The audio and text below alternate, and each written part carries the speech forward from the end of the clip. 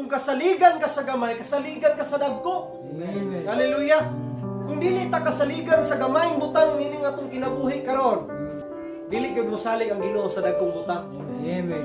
Isa kinsang tao, tagaan ako ning piso ang bataan niya, dili niya gamiton og tarong, iyaron itaksi, iyaron ilabay kay piso ra. Ganahan ba kumuhatag og otro siya? Pero kung piso lang to, nakita na ko, gipalit og makaon niya, gitagaan pa iya ang mga igsuon. Dungagan pa nako na, saligan din yung bataan.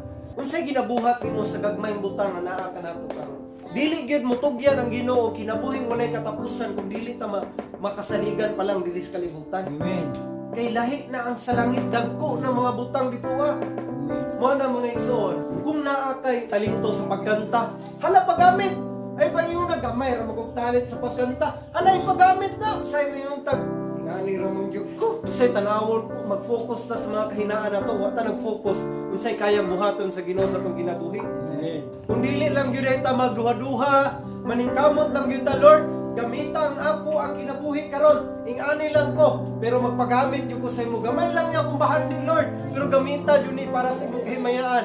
Lord, ingani lang ako sinina, gamita ni na mapahimutan ka. Lord, ingani lang akong kaya karon.